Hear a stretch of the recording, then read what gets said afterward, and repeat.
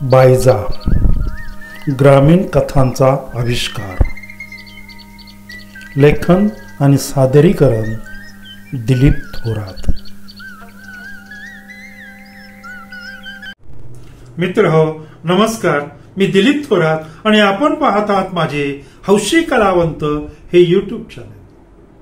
मित्र हो, प्रत्येक महिन्याच्या प्रत्येक रविवारी मी बायजा या माझ्या कथासंग्रहाचे वाचन करत असतो आणि आज तो दिवस आलेला आहे.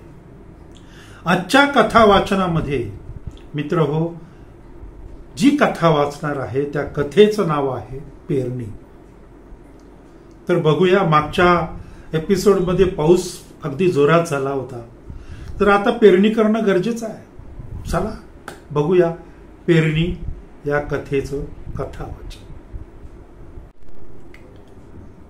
मिरगाचा पाऊस कोसळला होता. पावसानं वावरं अगदी कशी शांत केली होती. माणसांमध्येही हुरूप निर्माण झाला होता आणि चहूबाजूला हळूहळू हिरवी पालवी दिसू लागली होती. बायजा व गणू आता शेतीची वहिवाट करण्याच्या तयारीत होते. वहिवाट करून त्यांना बाजरीची पेरणी करायची होती. तसा पेरणीसाठी अजून अवकाश असला तरी तयारी करणं हे गरजेचंच होतं. पेरणी करून बायजा आखाडात पंढरपूरच्या यात्रेला जायचा बेत आखत होती. कुसुम आल्यापासून ती आखाडात पंढरपूरला जात होती. मागे भिकाची काळजी घेण्यासाठी कुसुम होतीच. पंढरपूरला जाऊन विठ्ठलाच्या पायावर बायजा भिकाला दीर्घ आयुष्य मिळण्याबाबत प्रार्थना करणार होती. आता जमिनीमध्ये वापसा चांगला झाला होता. गणू व महादू दोघांनी 2 कुळव घेऊन शेतीची कुळवणी चालू केली होती. कुळवाच्या फासाला लागलेले वसान खुरप्याने खसाखस काढले जात होते. कुसुम 4 महिन्याची पोटुशी असल्यामुळं बायजाच्या चेहऱ्यावर एक वेगळाच आनंद दिसत होता. कुसुमची ती फार काळजी घेत होती. आता कुसुमला शेतात जाण्यासाठी बंदी होती, कारण ती 4 महिन्याची पोटुशी होती. शिरपतच्या मृत्यूनंतर कोप प्रकरण पूर्ण बंद झाले होते. या वर्षी बायजा आखाडात पंढरपूरला जाऊन विठ्ठलाला नातू होण्यासाठी साकडं घालणार होती. महादू बरोबर गोदा ही बायजाकडे आली होती. ती फार शांत वाटत होती. घरात अगदी गप्प बसून होती. गोदा, यावर्षी तूही चल माझ्या बरोबर पंढरपूरला. अगं तेवढंच मन रमल तुझं. शिरपतच्या मृत्यूमुळे गोदा अजूनही स्थिर स्थावर होत नव्हती. नाही बाई, मन नाही लागत बघ कशा. गोदा डोक्यावर पदर लावत बायजाला बोलली. अगं मी आहे ना, तू काळजी करू नकोस. महादूला जीव लाव, तो अंकुर तेवढा जप. बायजाने गोदाच्या डोक्यावर हात ठेवला व तिला धीर दिला. आता तेवढाच आधार आहे ग बायजाबाई. दोघींचे सुखदुःखाचे बोलणे चालू होते.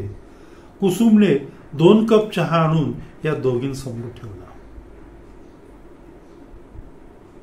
कुसुमचे पुढे आलेले पोट पाहून गोदाने आपल्या दोन्ही हातांनी बोटे कानशिलावर काड काड मोडली. जप ग पोरीला, असं म्हणून गोदाने चहाची बशी तोंडाला लावली. गणू व महादूची जेवणाची तयारी कुसुमने केली होती. आता गोदा महादूचा कधीही डबा आणत नव्हती. कुसुमने घरातील कामाची जबाबदारी ही छानपैकी सांभाळलेली होती. हळूहळू आता धाकटा रामाही समंजस होत चालला होता. गावातील पोरांबरोबर त्याची चांगली मैत्री झाली होती. अजून शेळ्यांचे काम तोच करत होता. पुन्हा पाऊस येण्या अगोदर गणू व महादूला दोघांच्या शेतीची कुळवणी करायची होती. त्यामुळे ते कामात जराही उसंत घेत नव्हते. 4-2 दिवसातच महादूच्या शेतीची कुळवणी करायची होती. फटफटी काढून गणू गावात गोविंदा सुताराकडे जाऊन आला. पेरणीला पाभारी, फराट इत्यादी अवजारांची डागडुगी ही करायचीच होती. गावात गेला तर चावडीवर गर्दी दिसली म्हणून गणूने चौकशी केली. भगवंतरावांनी कीटकनाशक औषध घेऊन आत्महत्या करायचा प्रयत्न केला होता. कुंभार आळी धनुभाऊची पत्नी आणि भगवंतराव यांच्यात दुरावा निर्माण झाला होता. म्हणून भगवंतराव प्रेमाच्या विराहात कीटकनाशक प्यायले अशी बातमी गावभर पसरली. काही तरुण पोरांनी लगोलग भगवंतरावांना तालुक्याच्या गावी दवाखान्यात हलवले होते. आता याची नक्की माहिती न्हाव्याकडूनच मिळेल असं डोक्यात घेऊन गणू दाढी करण्यासाठी सलूनमध्ये घुसला. बऱ्याच दिवसांनी भगवंतराव दवाखान्यातून बरे होऊन घरी परतले होते. आता त्यांना अजून खजील झाल्यासारखे वाटत होते. बायजा ही उभार भगवंतरावांना भेटून आली. भगवंतरावांना भेटायला गावातील माणसे आली की ते खाली मान घालून बसत असत. भगवंतरावांची पत्नी मात्र हत्तानं वाटोळं करून घेतलं या माणसानं. माझ्यात काय कमी होतं असं इकडं तिकडं दारं हुंगत बसला असं म्हणत भगुल्यातल्या चहा पाहुण्यांसाठी कपात जरा रागानेच ओतत होती. एक दिवस सरपंच भगवंतरावांना भेटायला आले. मेल्या, अरे तुझ्या पंचायतीनंच घात केला माझ्या नवऱ्याचा असं म्हणून दरवाजातूनच भगवंतरावांच्या पत्नीने सरपंचाला हाकलून दिले. गणूकडे फटफटी आल्यापासून तो गावातील अनेक भानगडींमध्ये लक्ष देऊ लागला होता. पण तो गावातील भानगडी गावातच सोडून शेतावर यायचा. भिका आता रेडिओ ऐकण्याच्या मनस्थितीत नव्हता आणि अंथरुणावर नुसता भिका नावाचा आता सापळा जिवंत होता. त्यामुळे यावर्षी पंढरपूरला जावे की नको या विवंचनेत बायजा होती.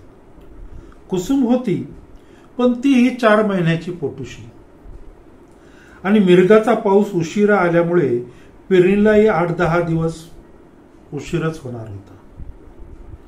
पुढचे सगळे वातावरण पाहून बायजा पंढरपूरला जायचं की नाही हा निर्णय घेणार होती. पुन्हा पाऊस जोरदार झाला होता. आता माळ राणी ही हिरवीगार दिसू लागली होती. माळ रानावर जणू हिरवीगार चादर पसरलेली दिसत होती. झाडे झुडपे चांगली हिरवळली झाली होती. आता माळ रानावर गुरे चारायला येत होती. नदी नाल्यांना पाण्याची धार लागली होती. पावसानं आता चांगला जोर धरला होता.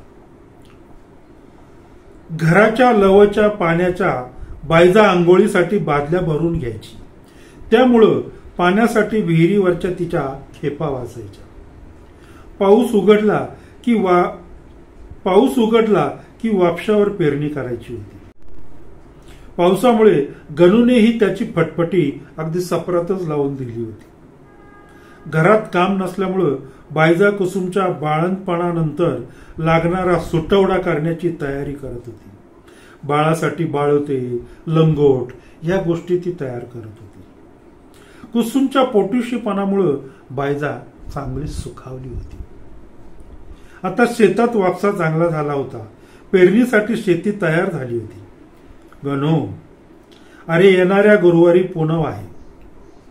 दिवस चांगला आहे. गावातून नारळ घेऊन ये आणि पेरणीचा नारळ फोड बाबा. मी आषाढीला पंढरपूरला जायचं म्हणते. बायजाने गणूला पेरणीसाठी घाई करायला सांगितली. तसे गणूने महादूलाही कल्पना दिली.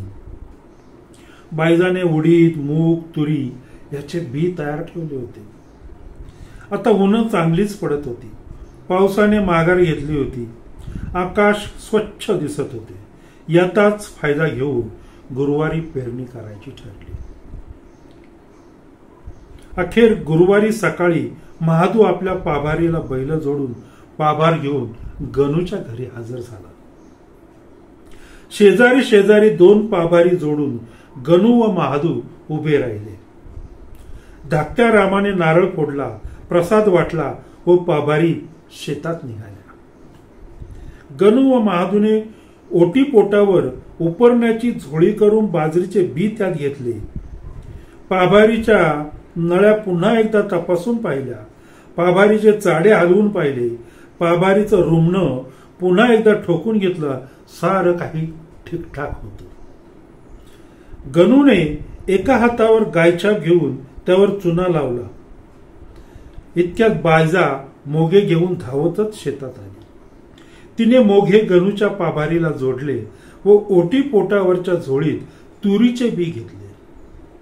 बायजा गणूच्या मागे तूर मोगण्यासाठी अगदी पावित्र्यात उभी होती. सूर्य हळूहळू वर येत होता. पक्ष्यांचा किलबिलाट चालू होता आणि या वातावरणातच गणूने बारशा व गुलब्याला इशारा केला. पाभार भरभर चालू लागली. गणू पाभारीच्या चाड्यातून बाजरीचे बी मोठ्या हुशारीनं पेरत होता व पाभारीच्या कडेच्या फणाला बायजाने लावलेल्या मोघ्यातून ती तूर मोगत होती. कष्टाला अजून बायजा कमी पडत नव्हती. तूर मोगण्याचे काम मात्र बायजाच करत होती. त्यात तिचा हातखंडा होता. पेरलेले बी कधी वायाला जात नव्हते. बायजाने पेरलेले बी कधी वायाला जात नव्हते. दुपार होत आली होती. बरेच रान पेरून झाले होते.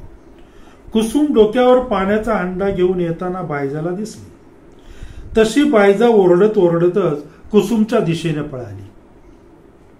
अगं पोटुशी हाय, कशाला हंड डोक्यावर घेतेस? मी काय मेली आहे काय? असं ओरडत बायजाने कुसुमला गाठले. सुगीचे दिवस म्हटल्यावर पोटुशी असली तरी कुसुमला कुटुंबाची काळजी होती. तुझा घरी उगा अगुचरपणा करू नकोस असे बायजाने कुसुमला दम देऊन अर्ध्या रस्त्यातूनच घरी पाठवले. पाभारी थांबल्या. बायजाने गणू व महादूला पाणी दिले. गणू, कुसुमला बाळणपणाला माहेरी पाठव र बाबा, तिथं तरी पोर आराम करेल. काळजीपोटी बायजाने गणूला सांगितले. पाणी पिऊन झाल्यावर ओटी पोटावरील झोळीत बी घेऊन ती घट्ट बांधत बघू एवढेच गणू बोलला व बैलांचा कासरा हलवला. पाभार पुन्हा चालू लागली. दिवसभर पेरणी करून एका शेताची पेरणी पूर्ण झाली होती. संध्याकाळी त्या शेतीला 8 तास घातली गेली. 8 तासांमध्ये मात्र बायजाने कटाक्षाने मूग व उडीद मोगला होता. 8 दिवसात गणूची व महादूची पेरणी झाली होती. पेरणीमुळे शेती कशी काळी भोर अगदी छान वाटत होती. आता पावसाची प्रतीक्षा होती. एकदा पाऊस पडला की काळजी नव्हती. पेरणी आटोपून बायजा व गोदा पंढरपूरच्या यात्रेला जायची तयारी करत होत्या. भिकाने आता हा हा हा असे करणेही बंद केले होते. तो अंथरुणावर पडून सारखा घराच्या आड्याकडे एकटक पाहत होता.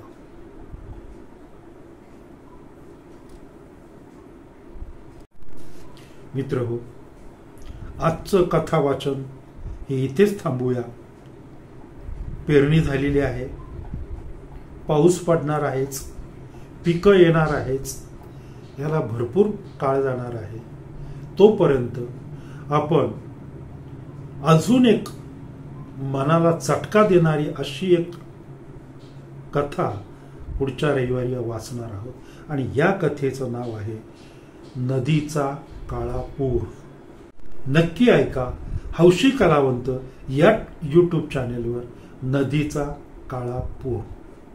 मित्रहो, व्हिडिओ आवडल्यास व्हिडिओला लाईक शेअर करा आणि आमच्या पेरणीला म्हणजे आमच्या हौशी कलावंत या YouTube चॅनेलला सबस्क्राईब करा. म्हणजे पुढच्या ज्या काही थोड्या कथा राहिलेल्या आहेत त्या कथा मी तुम्हाला ऐकू शकेन. नमस्कार.